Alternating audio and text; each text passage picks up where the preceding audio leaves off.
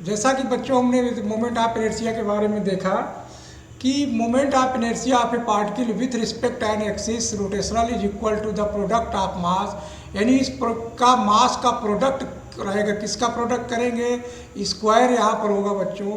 किसका स्क्वायर लिखेंगे?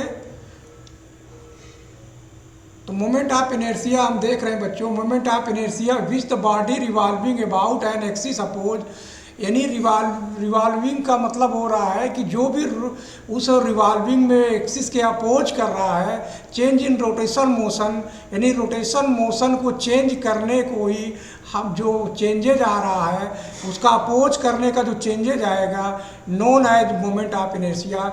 Moment of inertia को हम जानेंगे। मोमेंट ऑफ एक्चुअल में बच्चों हम जानेंगे मोमेंट ऑफ इनर्शिया है क्या, उसकी बात यहाँ पर हम करते हैं। तो मोमेंट ऑफ इनर्शिया को हमने क्या सीखा बच्चों कि जो हमारा कोई एक्सिस पे कोई पार्टिकल्स या कोई सिस्टम है अपने एक्सिस के अबाउट घूम रहा है, तो एक्सिस के अबाउट जब घूम रहा है बच्चों, मान लेते हैं कि यहाँ पर हमारा एक्सिस है, ऐसे रोटेट कर रहा है, तो जब रोटेट कर रहा है तो इस एक्सिस का जो अपोज करेगा चेंज इन रोटेशनल मोशन, यानी इस रोटेशनल मोशन को अपोज करेगा, उसी को known as moment of inertia कहा जाएगा। इतनी बात क्लियर हुई बच्चों। अब हम जानते हैं कि मोमेंट ऑफ इनर्शिया निकालेंगे कैसे। तो मोमेंट ऑफ इनर्शिया किसी पार्टिकल्स का निकालना हो बच्चों, तो हमको क्या है कि उस एक्सिस का जितनी दूरी पर, जिस एक्सिस पे ये रोटेशन कर रहा है वहाँ से मास जितनी दूरी पर है उसकी डिस्टेंस की स्क्वायर का प्रोडक्ट हम लोग गुणा करेंगे, वही मोमेंट ऑफ इनर्शिया हो जाएगा। जैसे यहाँ आसान शब्दों में यहाँ पे लिखा गया है, the moment of inertia of a particle with respect to an axis rotation is equal to the product of mass of the particles and square of the distance from rotation axis. मतलब जो rotation axis मान लेते बच्चों, ये हमारा rotation axis है, इस rotation axis से जितना दूर ये पार्टिकल्स रहेगा वह डिस्टेंस जो आर रहेगा, वही डिस्टेंस का स्क्वायर के प्रोडक्ट को हम लोग मोमेंट ऑफ इनर्शिया प्राप्त करेंगे। समझ में आ गई बात बच्चों जो हम बताना चाह रहे थे? क्लियर हो गया? मोमेंट ऑफ इनर्शिया जहाँ आर हमारा क्या रहेगा, perpendicular distance from the axis rotation, जो आर डिस्टेंस रहेगा हमारा वो रोटेशनल एक्सिस से एकदम परपेंडिकुलर रहेगा, वही डिस्टेंस को हम लोग लिखते हैं। अब मोमेंट ऑफ इनर्शिया को थोड़ा डीप में अध्ययन करते हैं बच्चों, इसका एप्लीकेशन भी समझेंगे कैसे क्या ये कार्य कर रहा है। इसके लिए हम समझते हैं बच्चों कि पहले हम इसको समझें कि मान लेते ये इतना बड़ा हमारा सिस्टम बना हुआ है और ये हमारा एक्सिस है, इस एक्सिस पर रोटेट कर रहा है और इस पार्टिकल का हम एक छोटा मास डीएम मानते हैं। तो जब डीएम हमको मानेंगे और यहाँ एक्सिस से मानते हैं कि ये आर दूरी पर स्थित है। ये कितनी दूरी पर बच्चों स्थित है? आर दूरी पर स्थित है। तब इसका हम मोमेंट ऑफ इनर्शिया जब निकालेंगे तो आई इक्वल टू इंटीग्रेशन करेंगे, एरिया करेंगे, आर स्क्वायर करेंगे और डीएम करेंगे। डीएम क्या है? एक मास का छोटा भाग जिसको हम डीएम से रिप्रेजेंट करेंगे। ये हमारा जो क्या निकलेगा बच्चों, मोमेंट ऑफ इनर्शिया निकल आएगा। इतनी बात समझ में आ गई बच्चों छोटे भाग के लिए। अगर हम इस तरह कहें कि मास हमारा डिस्ट्रीब्यूट है, एक्सिस हमारा यहाँ पर है, ये एक्सिस है और यहाँ पर m1 है, यहाँ पर m2 है, यहाँ पर m3 है और डिस्टेंस r1, r2, r3। जब मोमेंट ऑफ इनर्शिया निकालेंगे बच्चों तो सभी का सम कर लेंगे। पहला m1 r1 स्क्वायर इसका निकल आया, फिर दूसरे का m2 r2 स्क्वायर, फिर तीसरे का m3 r3 स्क्वायर। इस तरह हम सिग्मा लिखेंगे, यानी सभी का जोड़ जो है हमारा मोमेंट ऑफ इनर्शिया प्राप्त हो जाएगा। इस तरह हम इसको बच्चों लिख सकते हैं, यानी सिग्मा लिख दें, यानी पूरा जोड़, यानी अनंत तक जाएंगे तो n तक जाएंगे, अनंत तक जाएंगे, सब पूरा क्या हो जाएगा, सिग्मा हो जाएगा। इतनी बात समझ में आ रही बच्चों? अब मोमेंट ऑफ इनर्शिया में हम देखेंगे क्या क्या इसका जो है इफेक्ट पड़ता है उसकी बात यहाँ पर हम करेंगे। मोमेंट ऑफ इनर्शिया डिपेंड कहाँ कहाँ पर डिपेंड करेगा, यानी आई कहाँ कहाँ पर डिपेंड करेगा उसकी बात करेंगे। पहला डिपेंडेंसी जो है मास ऑफ बॉडी का है, इस पर डिपेंड करेगा। मास डिस्ट्रीब्यूशन ऑफ बॉडी की मास में कैसे बॉडी में कैसे मास डिस्ट्रीब्यूशन है। Position of the axis of rotation, यानी पोजीशन एक्सिस का क्या है जो रोटेट करता है, और उसके शेप और साइज और डेंसिटी इस पर भी निर्भर करेगा। कभी कभी ऑब्जेक्टिव टाइप में इस तरह के क्वेश्चंस आ जाते हैं बच्चों। अब किस पर डिपेंड नहीं करेगा उसकी हम बात करेंगे। Moment of inertia does not depend, number 1 है एंगुलर वेलोसिटी पर डिपेंड नहीं करेगा, एंगुलर एक्सेलरेशन पर डिपेंड नहीं करेगा, टार्क पर डिपेंड नहीं करेगा, और एंगुलर मोमेंटम पर डिपेंड नहीं करेगा। अब हम इसका इनर्शिया का देखेंगे, SI यूनिट की बात करेंगे उस सिस्टम में, किलोग्राम मीटर स्क्वायर होगा। क्या लिखेंगे? किलोग्राम मीटर स्क्वायर होगा। वहीं अगर हम बच्चों CGS की बात करें तो CGS में लिखा जाएगा ग्राम सेंटीमीटर स्क्वायर लिखा जाएगा। ये हमारा इसकी यूनिट हो जाएगी, मोमेंट ऑफ इनर्शिया की यूनिट प्राप्त हो जाएगी। अब जो हमने बताया बच्चों उसी का अब हम लोग रेडियस ऑफ जायरेशन को समझते हैं। पिछले वीडियो में हमने बच्चों जायरेशन का थोड़ा सा जिक्र किया था, आज इसको हम विस्तार से जायरेशन के बारे में पढ़ेंगे। रेडियस ऑफ जायरेशन के जो होता है, यहाँ पर जैसे पार्टिकल्स यहाँ पर बना है बच्चों के, यानी जितना मास से जितना दूरी पर ये रहेगा के, वही हमारा जो है जायरेशन कहलाएगा। उस जायरेशन का मतलब क्या है समझते हैं। The radius of gyration of a body is the distance from the axis of rotation, जो एक्सिस रोटेशन कर रही है और मास से जितना दूरी पर है वही हमारा रेडियस जायरेशन कहलाएगा। The square of the distance when multiplied by the mass of body, multiplied का मतलब बहुत से मास जब उस पर लगे हुए हैं बॉडी के, then it gives the moment of inertia I बराबर mk square about same axis rotation, यानी जो मोमेंट ऑफ इनर्शिया इसका देगा वो लिखा जाएगा mk स्क्वायर प्राप्त हो जाएगा। यानी इस तरह हम जो जायरेशन को वेयर के क्या है बच्चों, एक जायरेशन है, इस तरह हम इसको समझ सकते हैं। अब इस पार्टिकल को पूरा समझते हैं, ये जो बना हुआ है बच्चों, अगर इसको हम इस तरह डिफिनीशन से समझें, लिख के समझें, तो इस तरह हम यहाँ पर समझ सकते हैं कि मोमेंट ऑफ सिस्टम में हम देखेंगे यानी पार्टिकल्स का, तो हम इसको लिख सकते हैं I इक्वल टू लिखा जा सकता है पूरे पार्टिकल्स का देखेंगे m1 r1 square plus m2 r2 square plus m3 r3 square plus dash dash जितना भी रहेगा पार्टिकल सबको हम लिखेंगे। अब जो हम मोमेंट ऑफ इनर्शिया को लिखते हैं बच्चों, तो जब लिखने लगते हैं तो इस तरह हम लोग प्राप्त करते हैं। अब इसको हम लिख सकते हैं इक्वल टू क्या लिख सकते हैं, लिख सकते हैं सिग्मा, लिख सकते हैं m r स्क्वायर, इस तरह हम लिख सकते हैं। अब जायरेशन की बात करेंगे तो I बराबर जायरेशन जो हमारा प्राप्त होता है, टोटल मास m के लिखा जाएगा mk स्क्वायर, वेयर m को हम क्या मानेंगे बच्चों, m total number of nm मानेंगे, m को हम क्या मानेंगे बच्चों, n इंटू m मानेंगे, यानी टोटल ऑफ मास का नंबर से गुणा कर देंगे तो टोटल मास हमको पता हो जाएगा, वही m की वैल्यू यहाँ पर है।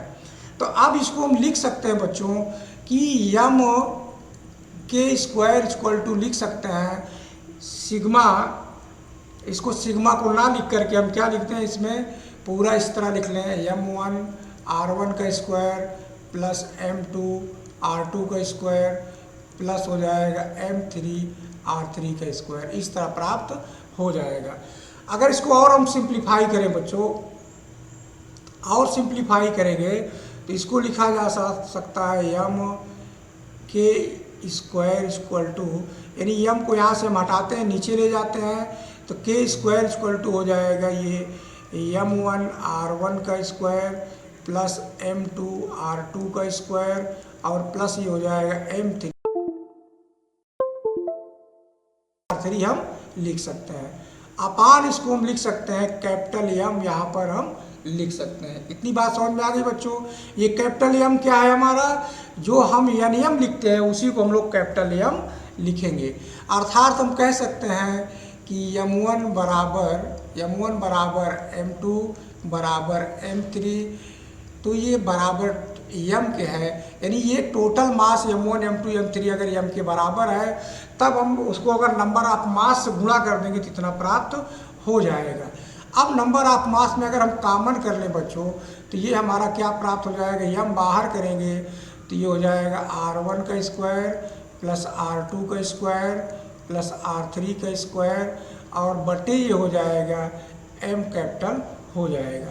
अब नंबर ऑफ मास में अगर NM कर दोगे तो NM को हम कैपिटल M लिख सकते हैं, तो ये हमारा कितना प्राप्त हो जाएगा, NM यानी M है, यहाँ पर NM ना लिख के नंबर ऑफ मास जितना है उतना ही रहेगा, M में हम लिखेंगे, इस M में लिखेंगे, तो इसमें हम लिखेंगे M और लिखा जाएगा कोष्टक में R1 का स्क्वायर प्लस R2 का स्क्वायर प्लस R3 का स्क्वायर और बटे M को हम लिख सकते हैं N इंटू M, इस तरह लिख सकते हैं। ये M से M कट जाएगा तो ये प्राप्त हो जाएगा बच्चों, K की वैल्यू जब लिखेंगे तो अंडर रूट ये हमारा हो जाएगा R1 का स्क्वायर प्लस R2 का स्क्वायर प्लस R3 का स्क्वायर प्लस डैश डैश अपान नंबर आप जितने रहेंगे उसको हम लिख सकते हैं। तो ये यानी यहाँ पर टोटल ऑफ नंबर है, तो इसी को हम लिख सकते हैं बच्चों की के जो जायरेशन हमारा आएगा लिखा जाएगा अंडर रूट लिखा जाएगा मोमेंट ऑफ इनर्शिया अपान लिखा जाएगा यम। अगर यहीं पर हम इसको मोमेंट ऑफ इनर्शिया बना लें तो इतना प्राप्त हो जाएगा, ये हमारा सूत्र हो जाएगा। और ये रेडियस का संबंध देखेंगे बच्चों तो हमारा जितना रेडियस रहेगा ये वाला सूत्र प्राप्त हो जाएगा। तो इस तरह हम के मान को इस तरह हम समझ सकते हैं। इतनी बात समझ में आ गई बच्चों कि जायरेशन को हम कैसे समझ सकते हैं, यानी जायरेशन में हम इस तरह सारी बातों को समझ सकते हैं। आगे देखते हैं बच्चों,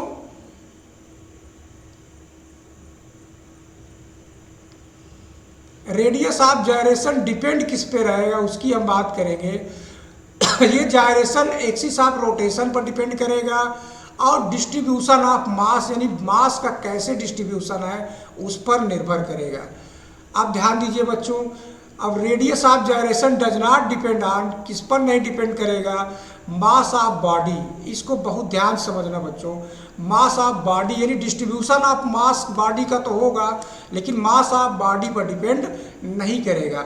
एंगुलर क्वांटिटी पर डिपेंड नहीं करेगा, मतलब कि एंगुलर क्वांटिटी जो जैसे है एंगुलर डिस्प्लेसमेंट है, एंगुलर वेलोसिटी है, इन सब पर डिपेंड नहीं करेगा। तो इस तरह हम इसको समझ सकते हैं।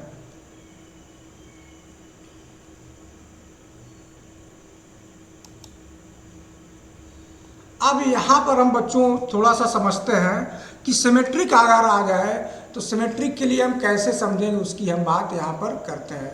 थोड़ा सा इसमें समझिए बच्चों।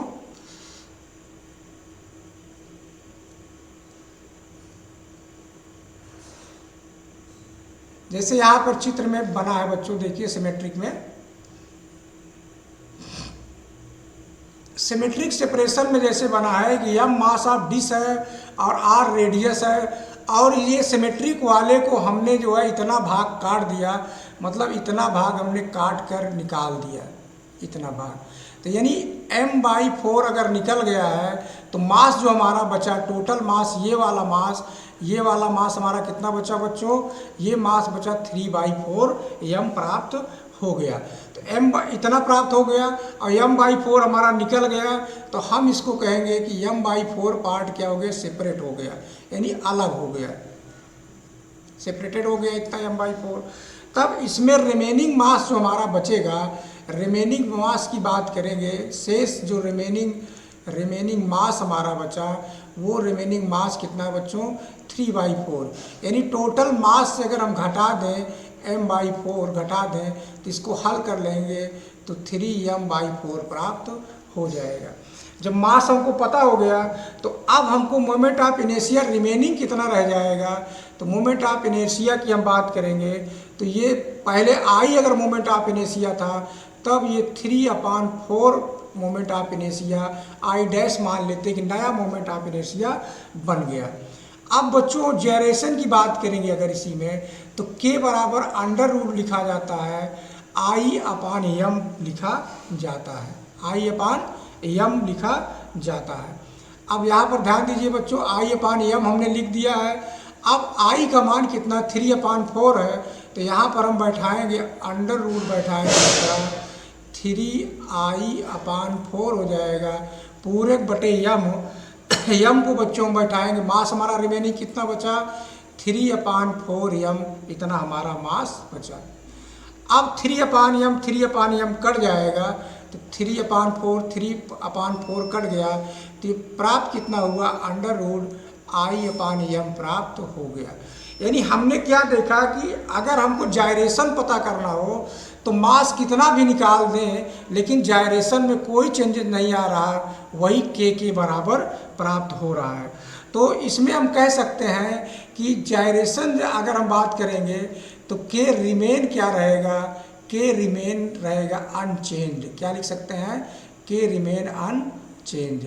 इस तरह हम इसको समझ सकते हैं कि हमने यम मास को निकाल दिया, अब जब के की वैल्यू प्राप्त किया तो के की वैल्यू सेम आई, तो इसका मतलब क्या हुआ कि अगर जितना भी पार्टिकल्स हमने निकाल दिया यानी मास पर उसको डिपेंड नहीं कर रहा है। हमने यहाँ पर चेक करके देख लिया। इतनी बात समझ में आ गई बच्चों। तो यहाँ पर इस तरह हम इसको समझेंगे। अब सिमेट्रिक का हो गया है। अब बच्चों हम देखते हैं अनसिमेट्रिकल। अनसिमेट्रिकल में क्या होगा, जैसे बच्चों इस तरह हम मानते हैं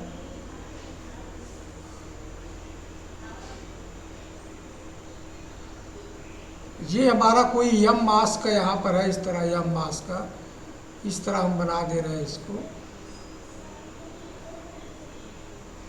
यम मास का है और ये रोटेट कर रहा है, ऐसे ये रोटेट कर रहा है। इसका मोमेंट ऑफ इनर्शिया अगर आई मानते हैं और इसको अनसिमेट्री में हम इस तरह रिप्रेजेंट करें बच्चों कि इसमें अब 2 मास हम कर दें, मतलब कि इसमें जैसे हमारा इस तरह है ये,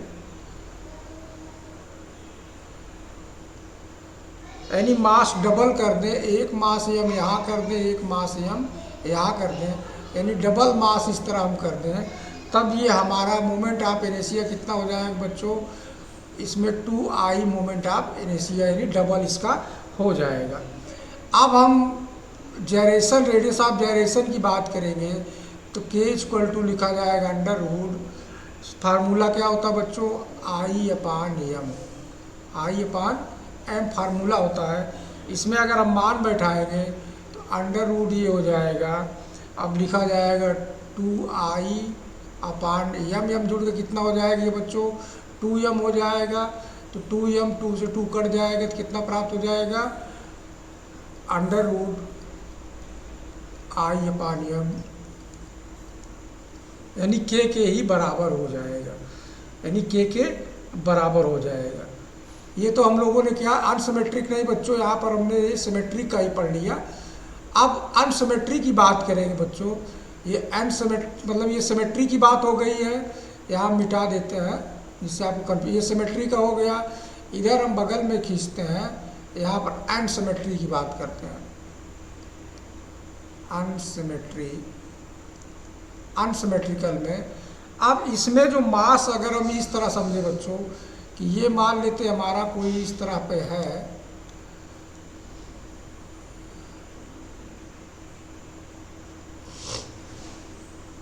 और मास जो है हम कितना करें, अनसिमेट्रिक मतलब इतना मास हम निकाल दें, इतना मास करके बाहर यहाँ निकाल देते हैं। ये छोटा यम इसको मानते हैं, इसको कैपिटल यम मानते हैं।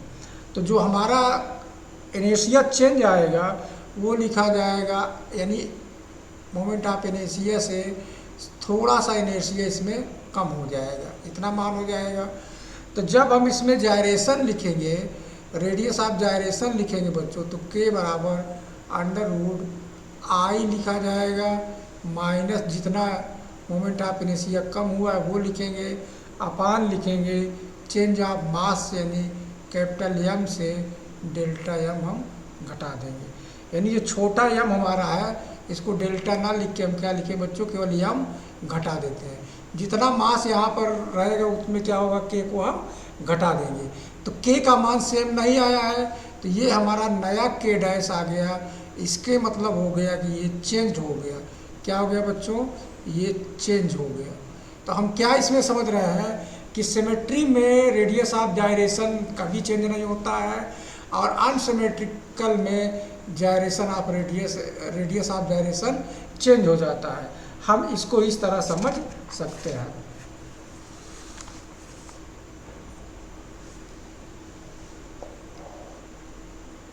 अब इसको जो है हम बच्चों पढ़ते हैं कि अगर हमारा असिमेट्रिकल अटैचमेंट है तो उसको अगर हम इस तरह समझें बच्चों कि जैसे हम उसको मैथमेटिकली समझें, तो मैथमेटिकली में क्या समझ सकते हैं इसको समझिए। देखिए, ये मान लेते हैं हमारे पास इस तरह सिस्टम बना हुआ है और इस सिस्टम में जो है एक जो है सूक्ष्म मास की दूरी मान लेते हैं, यहाँ पर से यहाँ तक की दूरी ये दिया हुआ है, ये दिया हुआ m जो है दिया हुआ है और इसका टोटल मास m दिया है और ये जो मूव कर रहा है मोमेंट ऑफ इनर्शिया से I लिखेंगे mr²। क्या हो जाएगा यहाँ पर बच्चों, I प्लस लिखा जाएगा, I प्लस लिखा जाएगा mr², यानी इस छोटे वाले भाग को भी लिखा जाएगा प्लस I को भी लिखा जाएगा। तो यहाँ पर लिखेंगे हम कि जायरेशन अगर k डैश का मान हम प्राप्त करेंगे तो अंडर रूट हमारा प्राप्त हो जाएगा, I प्लस लिखा जाएगा mr²। अगर इसको हम r दूरी पे मानते हैं तो r दूरी में mr² अपान जो है ये हो जाएगा पूरा जो हम लोग m लिखते हैं तो m कितना हो जाएगा, m और प्लस m लिखा जाएगा। यानी इसमें हमने एक मास यहाँ पर रखा, जब यहाँ पर एक मास रख दिए हैं तब प्लस जो है हो जाएगा। और पीछे वाले वीडियो में हमने क्या देखा था बच्चों कि जब हमने मास यहाँ से निकाल लिया था तब ये माइनस हो गया था। यहाँ तक समझ में आ रहा बच्चों कि जब हम मास उससे हटाएंगे तो माइनस हो जाएगा, जैसे यहाँ माइनस का चिन्ह यहाँ पर दिखाया गया है। और जब मास को हम हटा लेंगे तब क्या हो जाएगा, ये मास उसमें रख देंगे तब साइन क्या हो जाएगा, प्लस हो जाएगा। हमने यहाँ पर मास रखा तो moment of inertia plus mr² दोनों जुड़ करके जो है प्राप्त हो जाएगा। ये इसको हम मान लेते हैं I डैश मान सकते हैं। तो I डैश का मान पूरा हम रखेंगे तो ये पूरा हमारा हो जाएगा अनसिमेट्रिक में इस तरह प्राप्त हो जाएगा। यहाँ तक बच्चों समझ में आ रही बात। अब हम कल के वीडियो में पढ़ेंगे बच्चों थ्योरम ऑफ परपेंडिकुलर एक्सिस का और पैरेलल एक्सिस का। इसलिए बच्चों हमारे वीडियो को क्रम से देखिए, आपको पूरा इसमें का नॉलेज मिलेगा। धन्यवाद बच्चों।